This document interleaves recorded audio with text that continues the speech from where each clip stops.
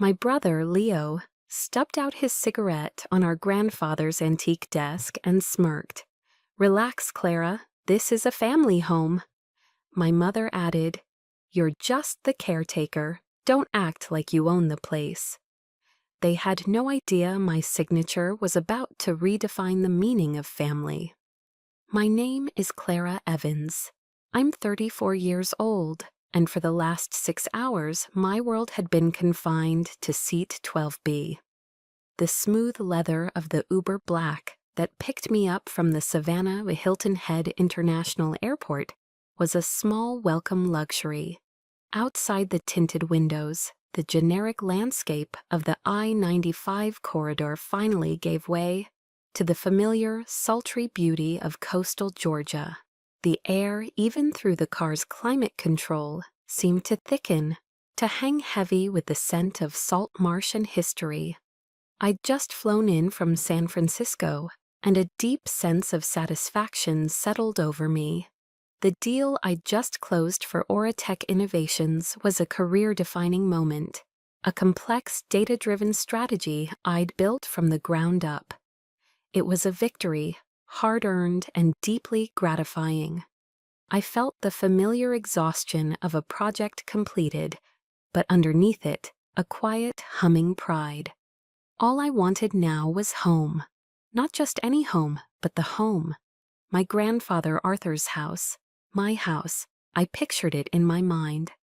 A stately antebellum jewel standing proud on Jones Street, its white columns framed by the gnarled, ancient arms of live oaks draped in silvery Spanish moss.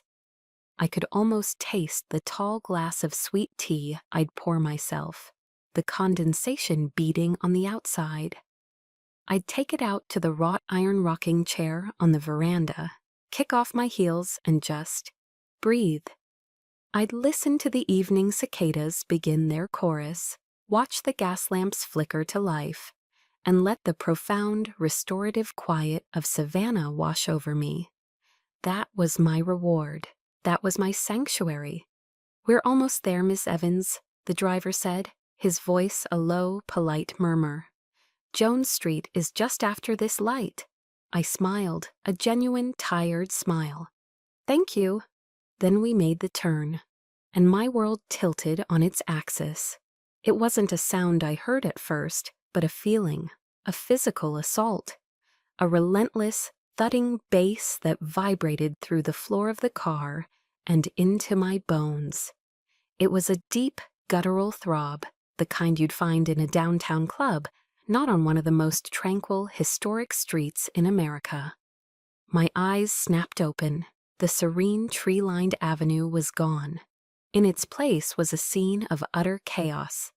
Ford F-150s and beat-up sedans were parked haphazardly on the manicured lawns, their tires digging into the soft, damp earth. A minivan was parked directly in front of my driveway, blocking it completely. People, strangers, milled about on the sidewalk, laughing too loudly, holding red plastic cups. My heart began to hammer against my ribs, a frantic, panicked beat that fought against the invasive rhythm of the music. Just pull over here," I stammered, my voice tight.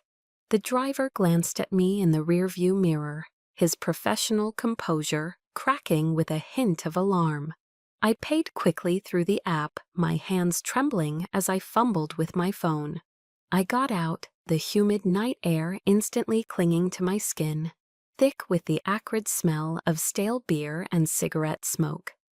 I pulled my roller bag behind me, the small wheels struggling over the uneven brick sidewalk, and there, hanging crookedly from one of the veranda's proud columns, was the final insult. A large, crudely made sign, scrawled in black marker on a piece of cardboard. "Evans Family Reunion 2025, where our roots meet." My roots, my home, my sanctuary.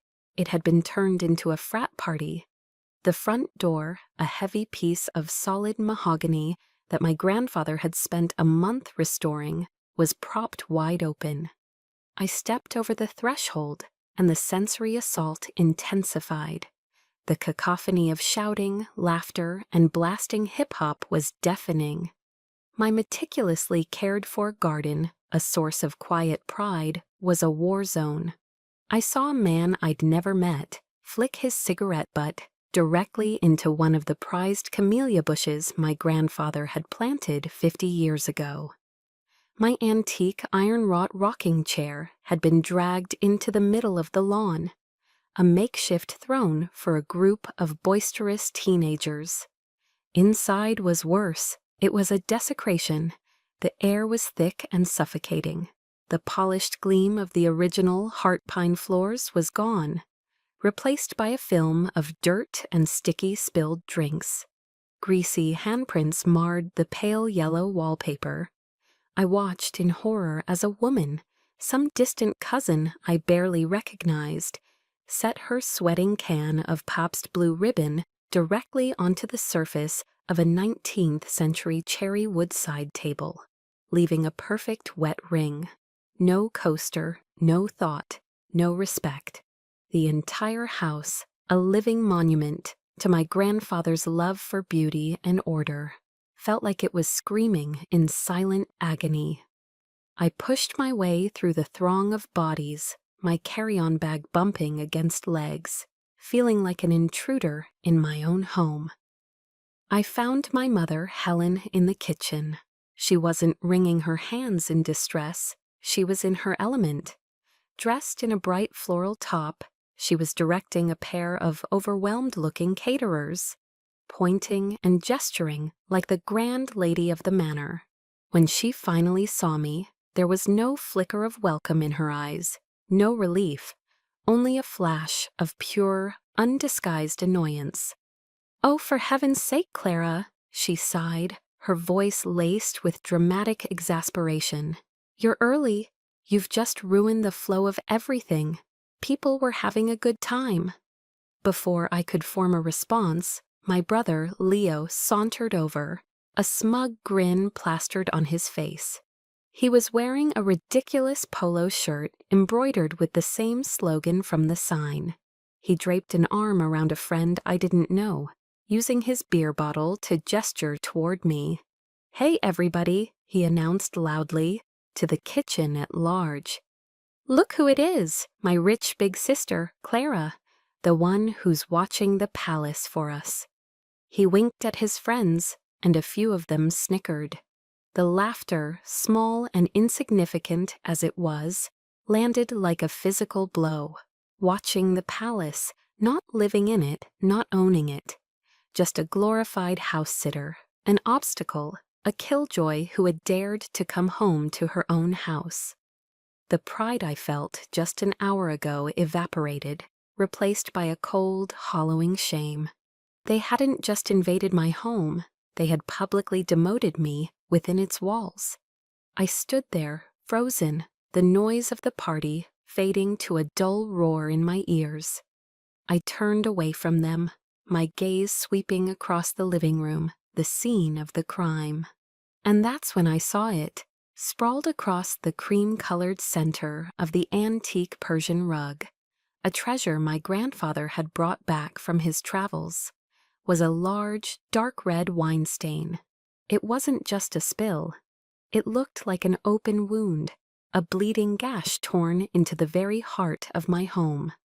And in that moment, I knew with sickening certainty that wound was inside of me too. The bass from downstairs was a relentless, sickly pulse that I felt in my teeth. I ignored it. I ignored the shouts and the shattering sound of what was probably a dropped glass, followed by a roar of laughter. I made my way up the grand, sweeping staircase, my hand trailing on the cool, smooth wood of the banister, my suitcase bumping softly behind me. My feet carried me to my bedroom, the one that had been mine since I was a little girl. I closed the heavy door behind me, the sound a dull thud that barely made a dent in the noise. I turned the old brass key in the lock. The click was small, but it was a shield. For a moment, I could breathe. I sank down to the floor, my back against the door, my work suit feeling stiff and alien. The tears I'd held back finally came, silent and hot, tracing paths down my cheeks. The bleeding gash on the Persian rug downstairs was an image seared into my mind, but it was just one wound among many. This house was now covered in them. My eyes drifted to the tall walnut wardrobe that stood against the far wall, and I saw it. A fresh white scratch, a jagged line marring the rich dark wood. My finger traced its sharp edge, and just like that, the years fell away. I was 16 again, bursting through the front door, my heart soaring. I was holding a blue ribbon and a certificate. First place in the state science fair. My project on predictive algorithms had beaten out hundreds of other students. I ran into the kitchen, my face flushed with a rare, uncomplicated joy. "Mom, look, I won!" Helen glanced up from chopping onions, her eyes already watering. She offered a cursory glance at the ribbon. "Oh, that's nice, dear. Now could you set the table? Your brother will be home from football practice soon." That was it. "That's nice, dear." The words were a gentle pat on the head, a dismissal. Later that evening, the house was filled with excitement. Leo had made the varsity team as a backup receiver, but he'd made it. My mother baked his favorite dessert, a rich chocolate fudge cake, and my father opened a bottle of sparkling cider. Leo's plastic trophy, a generic golden football player on a marble base, was given the place of honor on the mantelpiece, displacing a framed family photo. My first place certificate, the culmination of 6 months of tireless work, was left on the kitchen counter, where it eventually got a ring of condensation on it from someone's glass of milk. It was a forgotten relic by morning. I wasn't the celebrated child. I was the one who was supposed to set the table for the celebration. A wave of old familiar bitterness washed over me. I stood up and walked to the window, looking down at the ravaged garden below. The memory of my mother's indifference was sharp, but it was the warmth of another memory that made the current desecration feel so vile. My grandfather's memory. This house, this garden, had been my real home because of him. Every Saturday, while my mother and Leo were at the mall or one of his games, I would be here with Grandfather Arthur. He never asked about my grades or my social life. He talked to me about foundations, about the integrity of a straight line, the honesty of good materials. He would sit with me in his library, the air smelling of old paper and lemon polish, and spread out his architectural blueprints. He taught me to see the world in terms of structure and logic. "Some people build their legacy with brick and mortar, Clara," he'd once said, his kind eyes twinkling. "Others build it with data and algorithms. Both require a sound foundation, and both, in their own way, are beautiful." He was the only one who saw me, really saw me. He didn't just love me, he understood me. He looked at my brain, at my passion for numbers, and called it a perfect architecture. In his presence, I was never a disappointment or an afterthought. I was simply Clara. This house wasn't just wood and plaster. It was the physical proof of that unconditional acceptance. It was the only place on earth I'd ever felt it. The raucous noise from downstairs crescendoed, yanking me back to the ugly present. The memory of my grandfather's voice was drowned out by a reality that felt like a betrayal of everything he stood for. It brought back another memory, just as vivid. The lawyer's office 2 years ago. The air was stale, thick with unspoken resentment, as his will was read. When the lawyer announced that the house, its entire $2.5 million value, was left solely to me, my mother had let out a choked gasp. "He wasn't in his right mind," she'd cried, her voice rising with hysteria. "That's not fair. Why her? She doesn't even need it. Leo, slumped in his chair, had muttered just loud enough for me to hear. Unbelievable. I'm the one who needs a fresh start. They never understood. They couldn't. They saw a price tag, a windfall, a lottery ticket. They didn't see the Saturday afternoons, the lessons on integrity, the quiet, steady belief of one old man who had built a sanctuary for his granddaughter. I saw my entire childhood, the only real one I'd ever had. They saw an asset to be liquidated. I saw a legacy to be protected. A fresh wave of music, louder and more vulgar than before, pulsed up through the floorboards. It felt like it was stomping on every cherished memory, grinding my grandfather's legacy into the dirt. The thought was a physical blow. The air in the room felt too thin to breathe. I couldn't stay here. I couldn't stand another second in this wounded house, listening to the ghosts of what it once was being murdered by the people who should have loved it most. I can't stay here. Not tonight. I left my own home like a thief. Slipping out the back door, I dragged my suitcase down the gravel path. The party's noise a dull throb behind the azaleas. No one noticed, no one called out. I was an apparition leaving a house of ghosts. I ordered another Uber and gave the driver the address for the Marriott on the riverfront, an anonymous, reliable corporate hotel. The perfect place to disappear. The room was exactly as I'd expected, clean, modern, and utterly soulless. 2 queen beds with stiff white duvets, a generic painting of a marsh scene, and a desk with more outlets than personality. The sterile silence was a physical presence, a vacuum that pressed in on me after the cacophony at home. The contrast was a new kind of pain. My sanctuary had been filled with violent noise. This refuge was filled with an aching emptiness. I dropped my suitcase and sank onto the edge of a bed, the starchy comforter crinkling beneath me. Hours ago, I was on top of the world. I should have been celebrating my career-defining contract at the Grey, a glass of champagne in hand. Instead, I was a fugitive from my own family.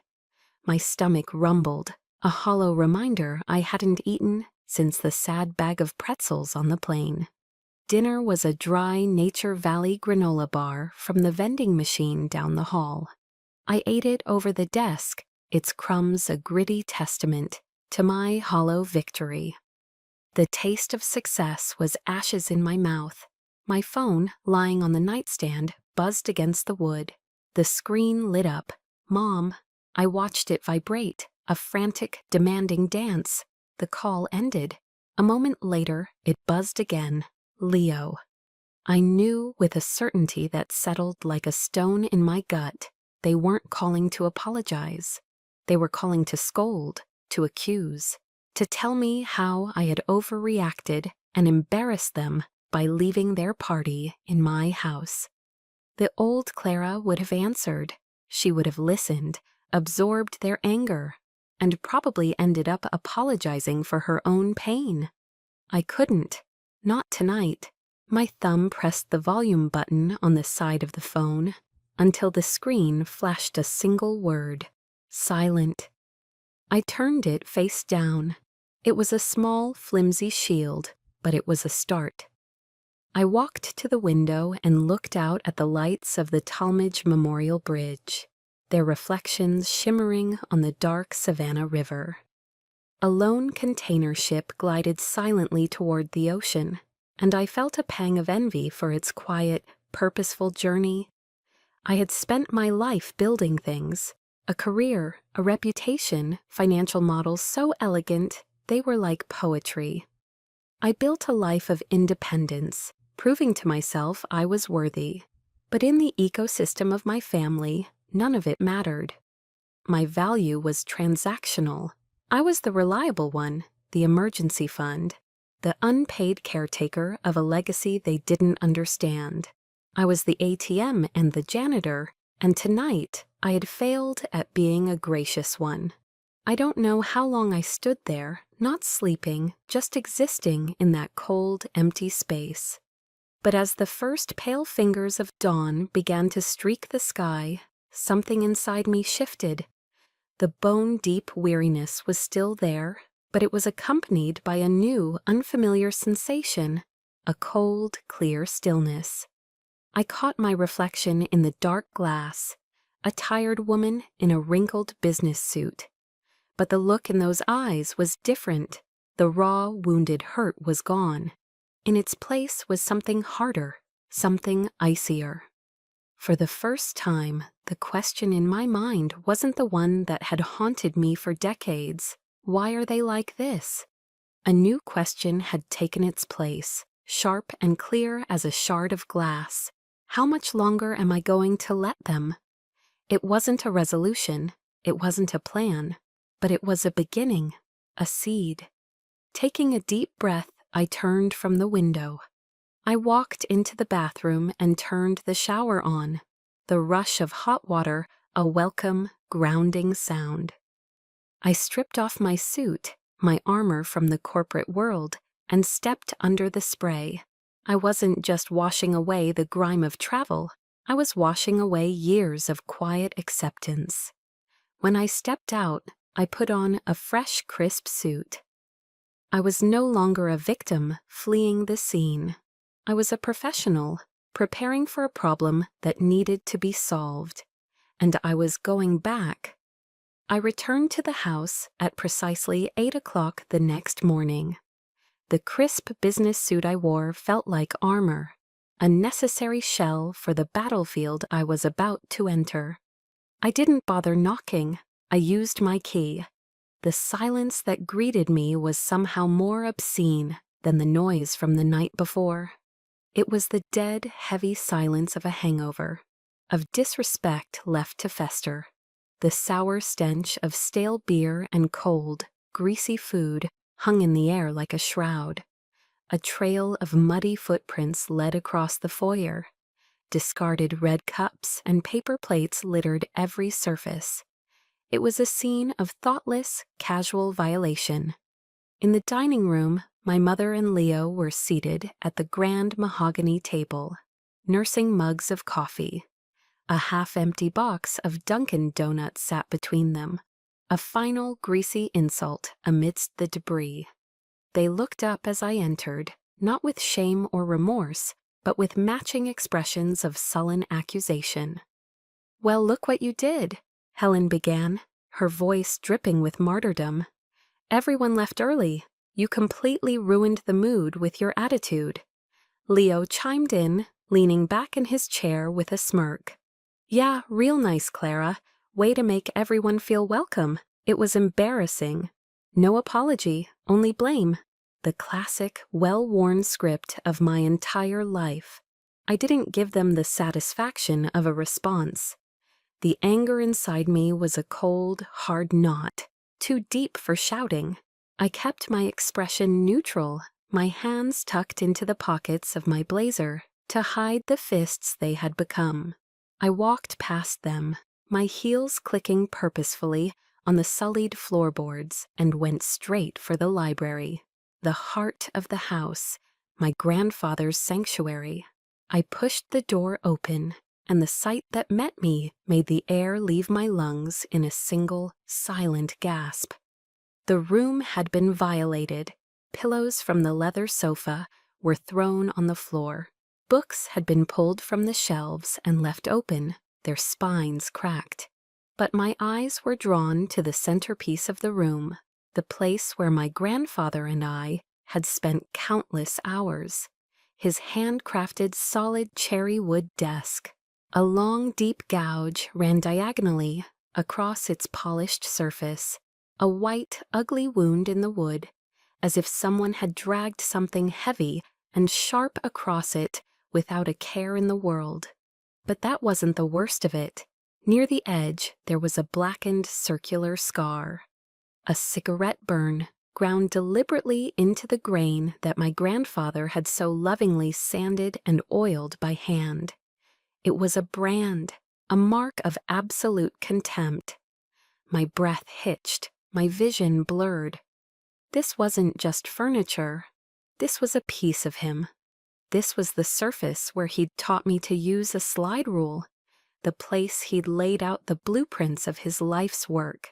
A cold dread crept up my spine as I noticed something else. The door to my small private office, which adjoined the library, was slightly ajar. The lock had been forced. I could see the splintered wood around the jamb. Inside, my work files, confidential, sensitive reports for Oratech, were pulled from their folders and scattered across the floor. Someone had been in my private space, rifling through my professional life, with the same casual disdain they'd shown the rest of the house. A white-hot rage, pure and absolute, burned away the last of my shock. This wasn't just a party that had gotten out of hand. This was a targeted, profound violation of every boundary I had. I spun around and marched back into the dining room. My voice, when it came out, was a low, trembling wire of fury. Who did this? Who was in my office? Helen sighed, a theatrical, long-suffering sound. She took a delicate sip of her coffee before answering. Oh, honestly, Clara, it's just stuff. Things can be replaced. Replaced? The word was a strangled whisper. Leo shrugged, popping the last bite of a Boston cream donut into his mouth. He chewed, then spoke, his voice slick with dismissal. A few of the kids were probably playing hide-and-seek. What's the big deal? You need to relax. You know, your being so uptight is the real problem here. And that was it. That was the final blow. Your being so uptight is the real problem. The complete casual nullification of my pain. The audacious flip of blame. It wasn't their desecration that was the problem, it was my reaction to it. In that moment, something inside me didn't just break. It shattered into a million ice-cold pieces and then instantly reformed into something hard, sharp, and unyielding. The grief, the hurt, the decades of longing for their approval, it all vanished. All that remained was a silent, chilling clarity. I didn't raise my voice. I didn't argue. I simply looked at them, at their smug, oblivious faces, and I felt nothing but a vast, cold distance. They would never understand. They were incapable of it, and I was finally, utterly done trying to make them. Without another word, I turned, pulled my phone from my pocket, my movements calm and deliberate. My thumb swiped across the screen, opening my contacts. I scrolled past Mom. I scrolled past Leo. I stopped at a name filed under D. My finger pressed down. The phone began to ring, the sound cutting through the heavy silence of the room. Helen and Leo watched me, a flicker of confusion in their eyes, as I put the phone to my ear. "Mark," I said, my voice perfectly level. "Mark Davidson, it's Clara Evans. I need your help. I'm ready to sell." The name Mark Davidson hung in the air of the ruined dining room like a judgment. For the first time since I'd arrived, my mother and brother were utterly silent. Their faces, just moments before, twisted with smug indignation, had gone pale.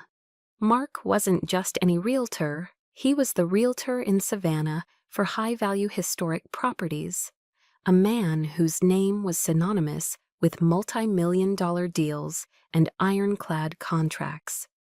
A man they knew had been my grandfather's friend. I kept the phone pressed to my ear, my posture erect, my gaze fixed on a point on the far wall, deliberately ignoring them. "Yes, Mark, it's Clara Evans," I said, my voice a carefully modulated, professional monotone. It was the voice I used with my team at Oratech when executing a critical phase of a project. Calm, clear, devoid of emotion. "I have a property in the historic district I need to sell urgently. I'm looking for a cash offer, fast close. I rattled off the address of the house, the one they were currently sitting in. I could feel their shocked stares burning into the side of my face, but I didn't flinch. I was simply a data scientist, identifying a toxic asset and initiating a protocol for its liquidation. "I'll be there in 20 minutes, Mark's voice came back, steady and reassuring. I ended the call and finally turned to look at them. The silence stretched, thick and heavy with their dawning horror. Mark was true to his word. 20 minutes later, his immaculate Lincoln Navigator pulled up to the curb. He stepped out, a tall, distinguished man in a lightweight linen suit, his silver hair neatly combed. He walked up the path, his eyes taking in the scene, the trash on the lawn, the garish sign, still hanging from the column with a pained expression. He greeted me at the door with a firm, warm handshake. "Clara," he said, his voice low. He glanced past me into the house. "Your grandfather would have hated this." He looked back at me, his eyes full of a deep, knowing sympathy that felt like the first breath of fresh air after drowning. He didn't need an explanation. He was my first true ally. "What do you want to do?" The question was simple, but it held all the power. He wasn't telling me what to do. He was asking. He was acknowledging my authority. "I want to sell it, Mark," I said, my voice clear and strong. "To someone who will appreciate it, someone who will respect the legacy." Mark nodded slowly, a thoughtful expression on his face. "I have someone, a young tech entrepreneur from California, Julian Carter. He's been looking for a place with soul, not just a showpiece. He loves Savannah's history, and he's prepared to pay market value in cash. Let me handle it." The moment he said the words, tech entrepreneur, I saw a flicker of something ugly in my mother's eyes, a bitter envy. The arrival of this calm, competent man had shattered their illusion of control. As soon as Mark stepped outside to make a call, their paralysis broke, and the panic erupted. "You can't do this," Helen shrieked, her voice cracking. She lunged forward as if to grab my arm, but stopped short. "This is a family home. You can't just sell it." Leo, his face now a blotchy red, found his voice. It came out as a sputtering, impotent threat. You're insane. I'll sue you. I'll contest the will. I'll tell the court Grandpa wasn't in his right mind." The old me would have flinched. The old me would have been terrified by the threat of a public, ugly court battle. But I was no longer the old me. I was a woman who had spent the night in a soulless hotel room, staring at the cold, hard data of her life. I looked at them, at their theatrical panic, and I felt nothing but a profound, weary calm. "Go ahead," I said, my voice as cold and quiet as the hotel room had been. "Try it. The will is ironclad, and you know it. It was witnessed and notarized, with a physician's affidavit of competence attached. Grandfather was meticulous." I took a slow, deliberate step toward them.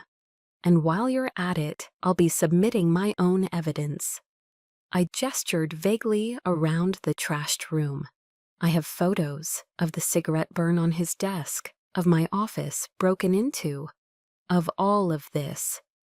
I met my mother's frantic gaze, then my brother's. "You have 24 hours to remove your personal belongings. Anything left after that will be disposed of with the rest of the trash." I was no longer the wounded daughter, the overlooked sister. I was Clara Evans, a data scientist, and I had all the evidence I needed to execute my decision. Mark Davidson's conference room was the physical embodiment of calm authority. A long, polished mahogany table reflected the soft, recessed lighting. The scent of leather from the high-backed chairs and freshly brewed coffee filled the air. It was a world away from the chaos of my house. I sat on one side of the table, Mark beside me. Across from us sat Julian Carter, the potential buyer. He was younger than I expected, perhaps in his late 30s, with the keen, intelligent eyes of a fellow tech professional. He exuded a quiet confidence. He was the kind of person my grandfather would have liked.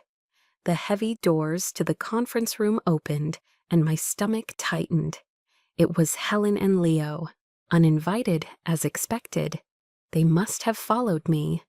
Mark's assistant tried to intercept them, but Helen, a master of feigned fragility, brushed past with a pained look. They stood in the doorway, a tableau of desperate, misplaced drama, completely out of place in this serene, professional setting. Mark rose slowly, his expression one of polite, icy disapproval. "Helen, Leo, this is a private meeting." My mother ignored him, her eyes locking onto Julian Carter. She had clearly identified him as the weakest link, the outsider who might be susceptible to a plea of compassion. She dabbed at her already reddened eyes with a tissue she'd had ready in her hand. "Young man," she began, her voice trembling artfully. "Mr. Carter, please, I beg you, don't buy this house. It's our family home. It's all we have left of my dear father." She took a step forward, her gaze shifting to me. "My daughter, Clara, she's headstrong, impulsive. She's had a difficult time, and she's not thinking clearly." She reached a hand out toward me across the table, a gesture of maternal concern that was pure performance.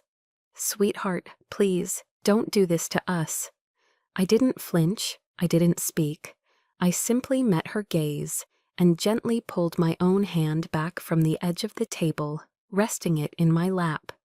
The small movement was a definitive rejection, a boundary drawn in the air between us. Her hand fell, and her mask of sorrow faltered for a second, replaced by a flash of fury. Seeing the emotional appeal fail, Leo stepped forward, puffing out his chest. He directed his anger not at me, but at the man he perceived as having the most authority. "This isn't over, Mark," he snarled, pointing a finger. "We're contesting the will.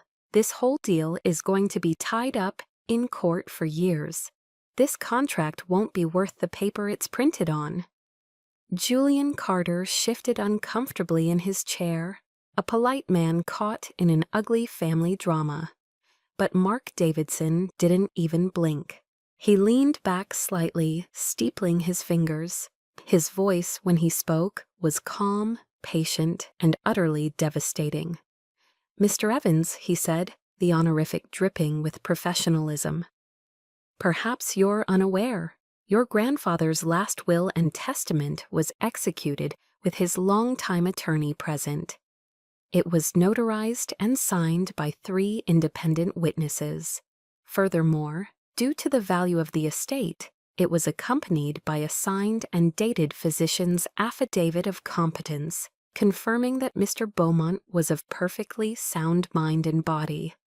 Mark paused, letting the weight of the words settle in the room. "So by all means contest it. I wish you the very best of luck with that." The air went out of Leo. His bravado collapsed like a punctured balloon. He just stood there, his mouth slightly agape, his face turning a blotchy, angry red. He had no more moves. His threats were empty. The game was over.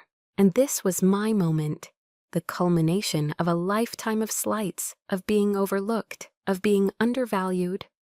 All the pain, all the anger, had been distilled into a single clear purpose. I turned in my chair to face my mother directly. My voice was quiet, steady, and carried the weight of every silent tear I had ever shed. "Grandfather's legacy was never about brick and mortar, Mother. You never understood that." I paused, holding her gaze, forcing her to listen. "His legacy was integrity. It was self-respect. It was the strength and the dignity to stand on your own 2 feet and build something of value."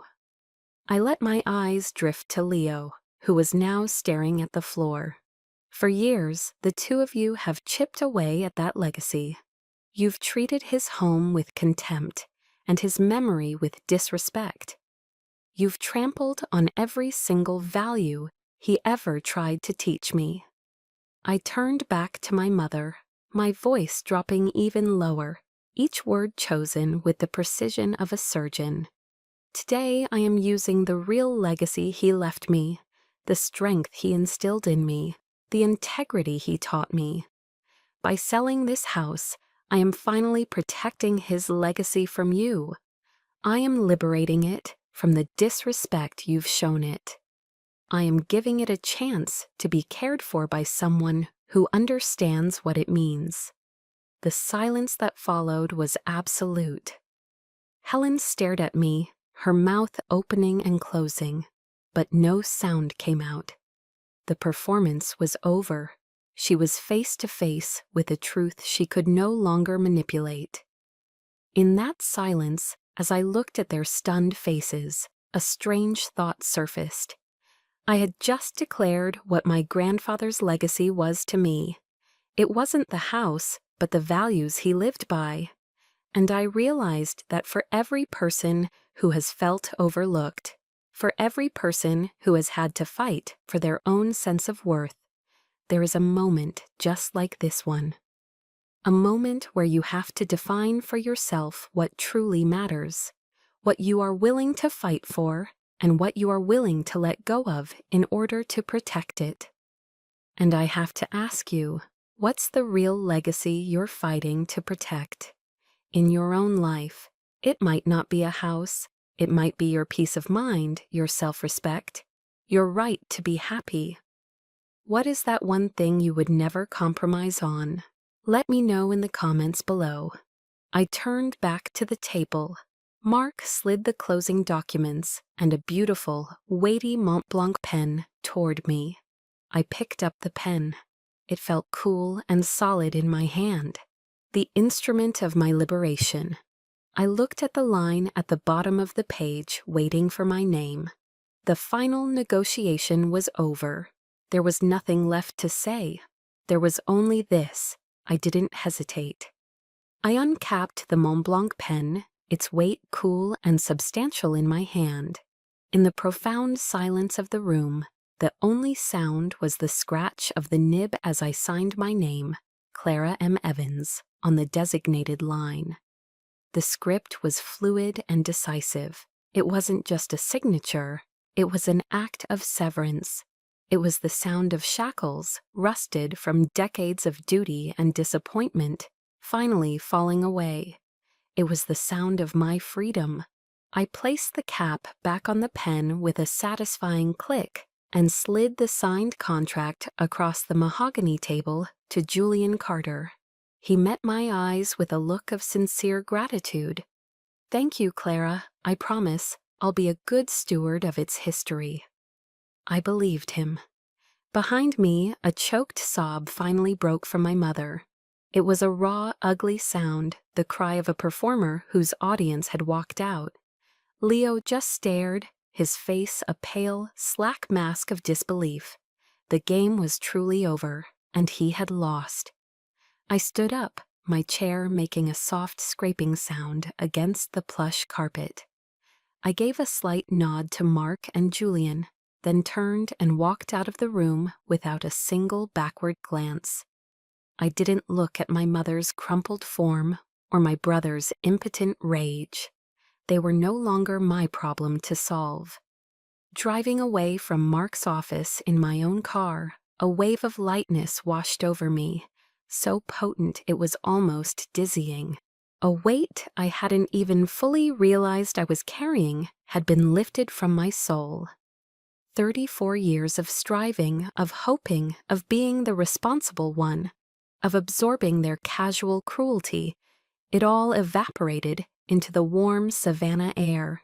I actually laughed, a real unburdened laugh.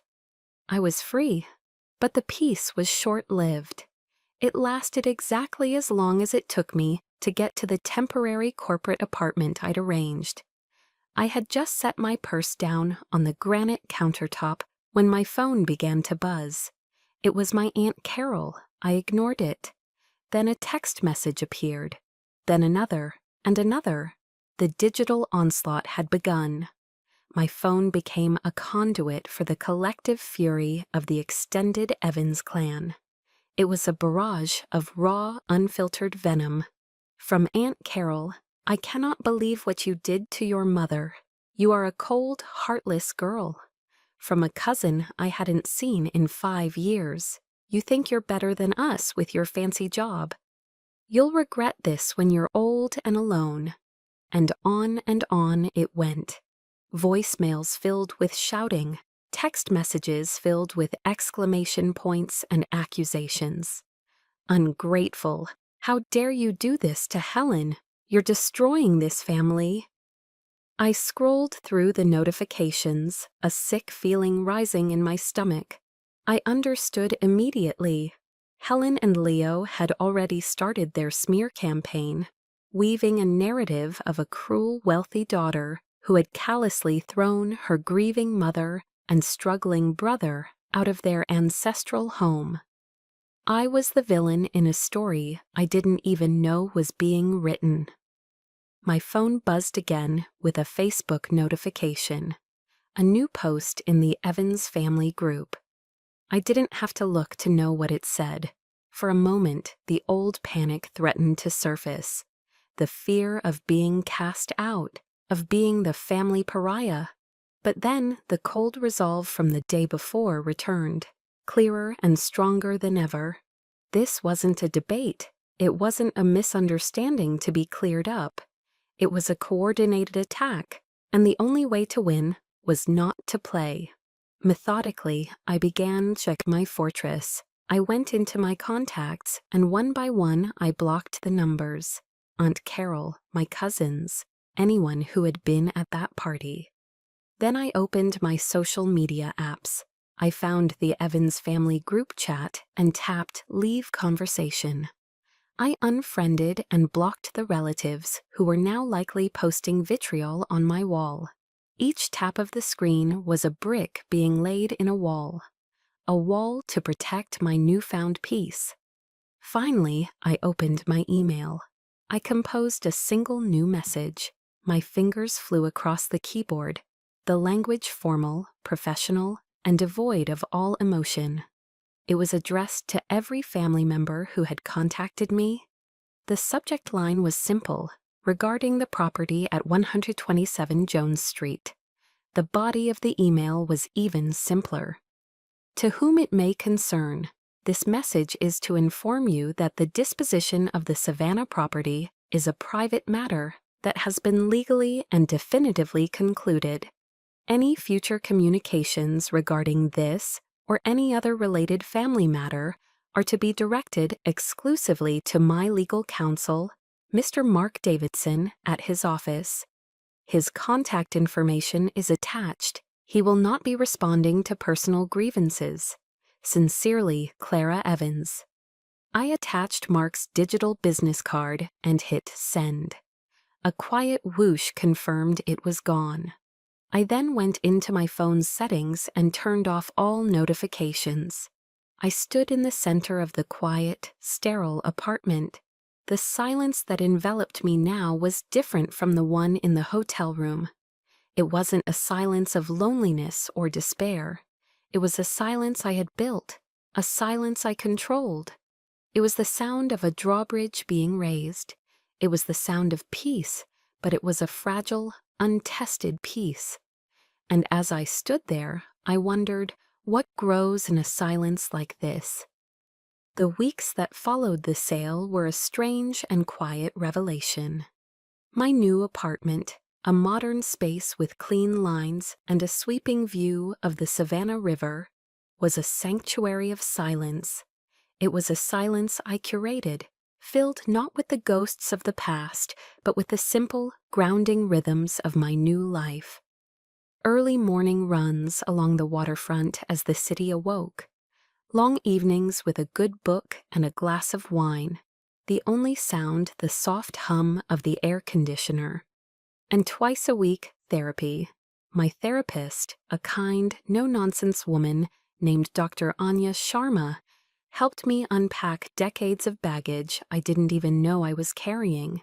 With her guidance, I began to see the toxic patterns not as isolated incidents, but as a complex system I had unknowingly enabled. I learned about boundaries not as walls to keep people out, but as fences to protect the sacred ground of my own well-being. I was healing. For the first time, I felt my life was truly my own, built on a foundation I was laying myself, one healthy decision at a time. Then, one Tuesday evening, the past came knocking. A sharp, insistent ring from the intercom. I wasn't expecting anyone. When I pressed the button for the lobby camera, a familiar disheveled figure filled the screen. It was my mother. My breath caught in my throat. She looked diminished, smaller. Her hair was unkempt, and she clutched her purse to her chest like a shield. She looked 10 years older than she had just a few weeks ago. A part of me wanted to pretend I wasn't home, but the new, stronger part of me buzzed her in. When I opened my apartment door, the facade of a wronged matriarch was gone, replaced by raw, unvarnished desperation. Her eyes were puffy and red. "They kicked us out, Clara," she began, the words tumbling out in a torrent of self-pity. "The landlord, Leo, he didn't pay the rent for 2 months. He used the money for some cryptocurrency scheme. He lost it all. We have nowhere to go." She looked around my clean, orderly apartment, her eyes wide with a mixture of awe and resentment. Then she looked at me, and the tears began to fall. "Clara, please, I have no one else. Just a little money to get us back on our feet. A loan. I swear we'll pay you back." This was it, the final exam, the test of everything I had learned. The old Clara would have already had her checkbook out. The old Clara would have seen her mother's pain and felt it as her own, a crushing weight of guilt and responsibility. She would have written the check to make the pain stop for both of them.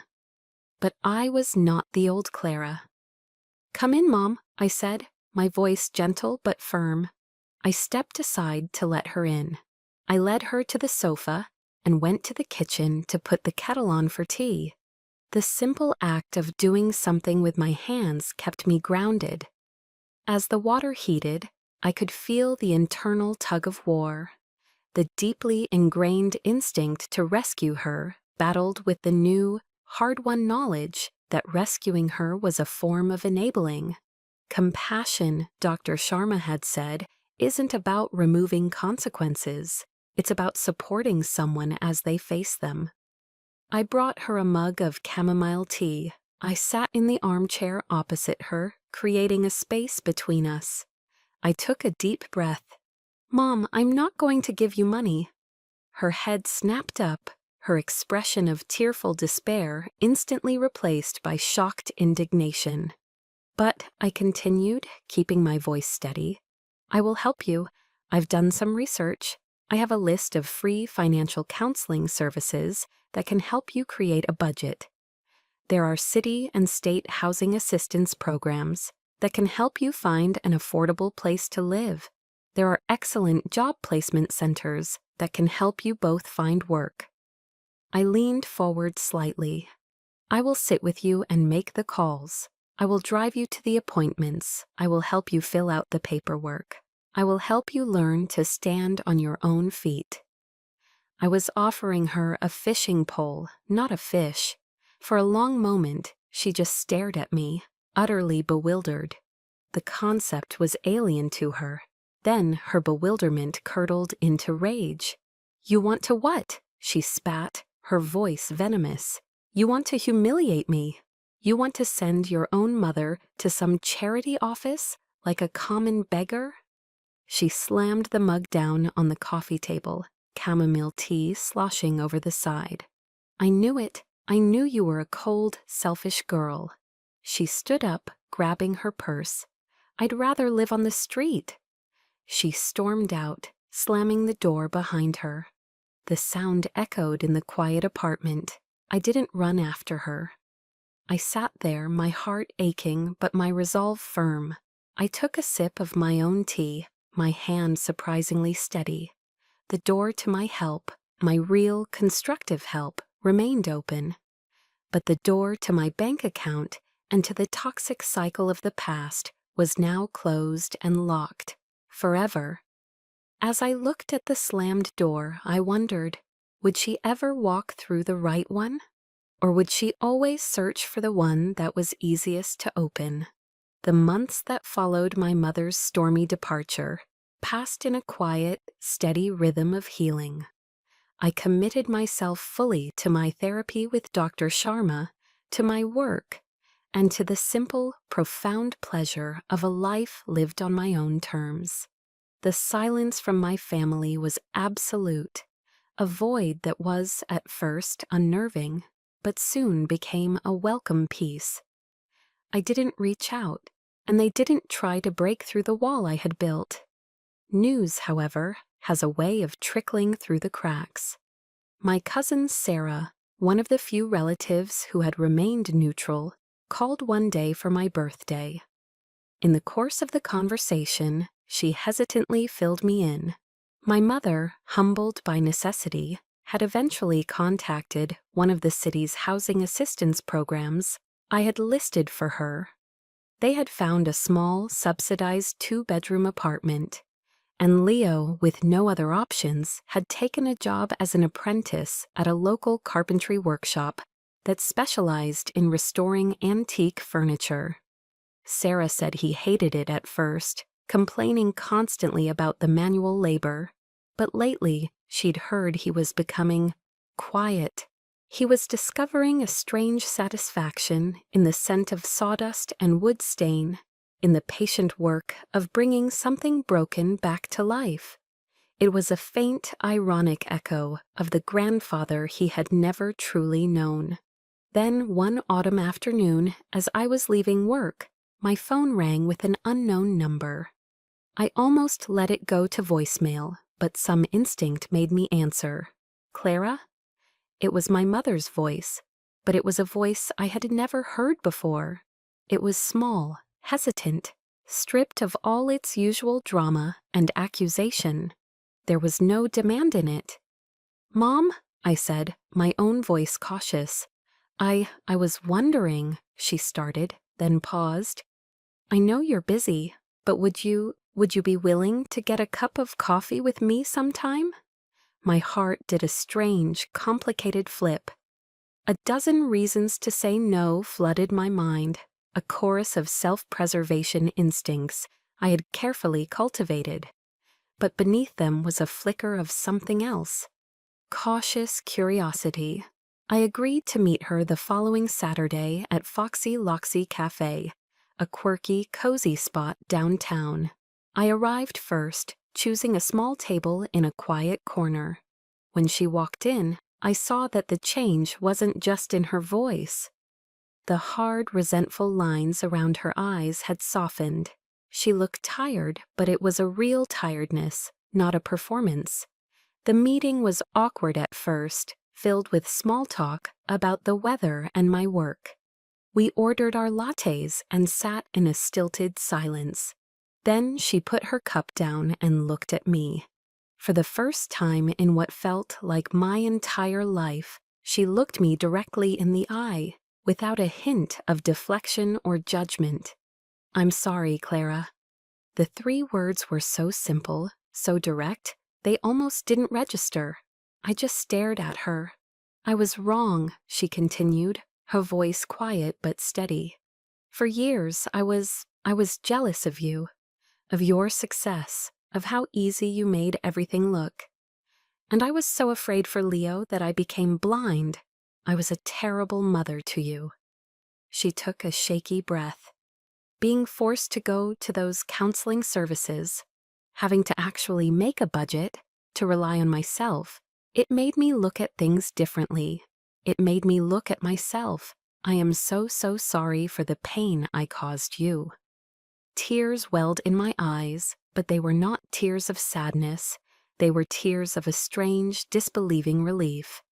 It was the apology I had given up on ever hearing, the validation I had stopped seeking. That one cup of coffee didn't magically erase 30 years of hurt. The scars were still there, but it was a beginning. It was the first honest conversation we had ever had.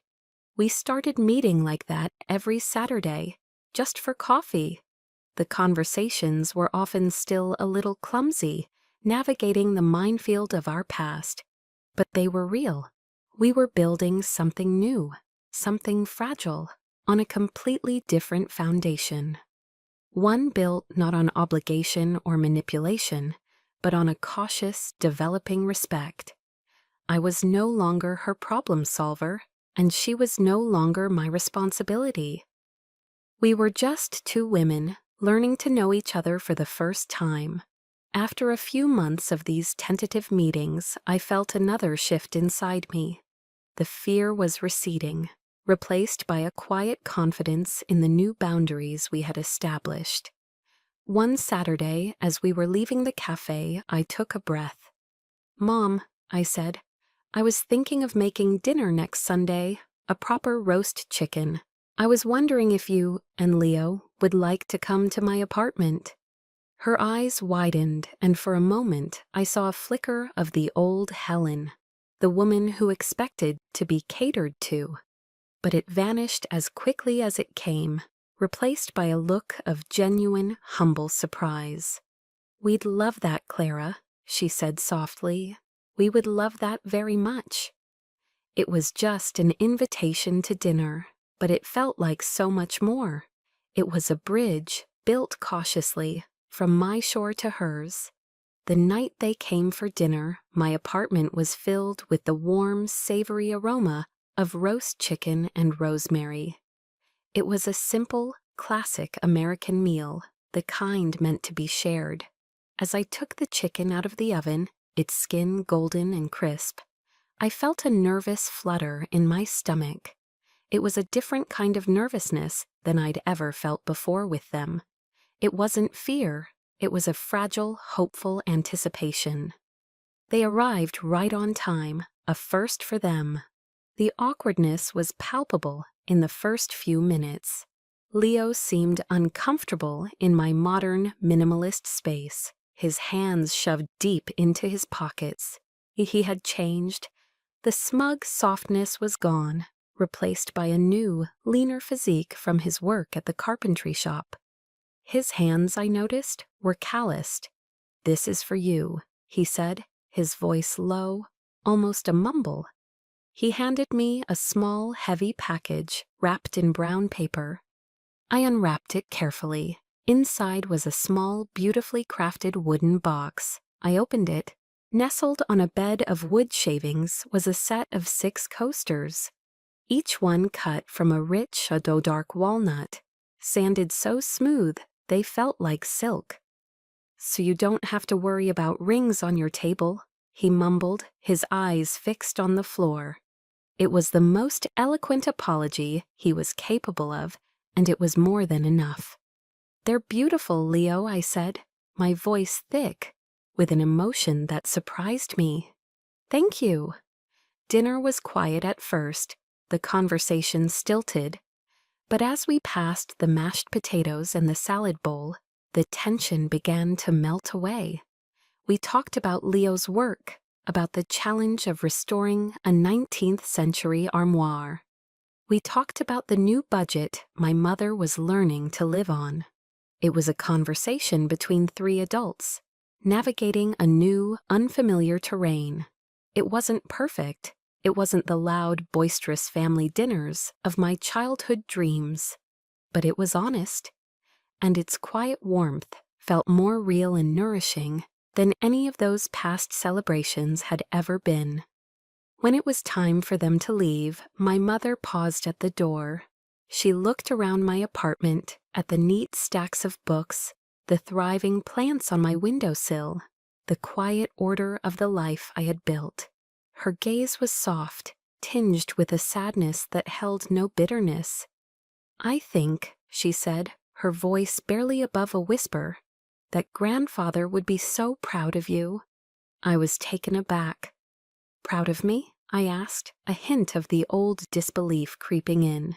For selling his house? Helen shook her head, and a small, genuine smile touched her lips. No, honey, not for selling the house.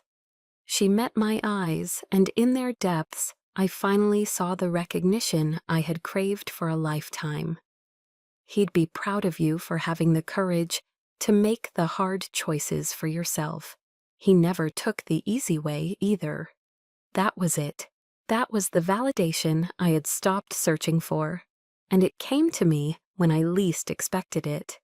It wasn't praise for my achievements or my success. It was recognition of my character, of my strength, and it meant everything. A few weeks later, I was sitting on my balcony in the late afternoon sun. The air was soft, and a gentle breeze rustled the leaves of the small herb garden I'd started in a collection of pots. I was tending to a small, thriving basil plant, its bright green leaves fragrant under my touch. I had lost a grand, historic house with a sprawling garden. In its place, I had this small, manageable garden, one I had created and nurtured myself. I realized then that my grandfather's true inheritance wasn't the property on Jones Street. It wasn't something that could be appraised, sold, or squabbled over in a lawyer's office. His real legacy was invisible. It was the strength he had planted in me, like a resilient seed.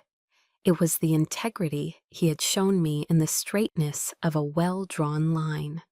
It was the quiet courage to prune away the parts of my life that were no longer healthy, even if it hurt, to allow for new growth. I had honored his legacy not by clinging to the bricks and mortar of his past, but by using the values he gave me to build my own future. I looked out over the river, the water sparkling in the golden light. The world felt quiet, peaceful, and full of possibility. And in the profound stillness of that moment, surrounded by a life I had built and a peace I had earned, I knew finally that I was home. My grandfather's house is now in loving hands, but the true inheritance, his legacy of integrity and courage, is something I carry with me every day. It taught me that sometimes the bravest thing you can do is to let go of the life you thought you were supposed to have, to build the one you truly deserve. My journey to peace was a long one, and yours may be too, but it is possible. If this story resonated with you, share it with someone who might need to hear it. And in the comments, tell us one small step you have taken, or plan to take, to reclaim your own peace. Let's build a community of support right here, right now.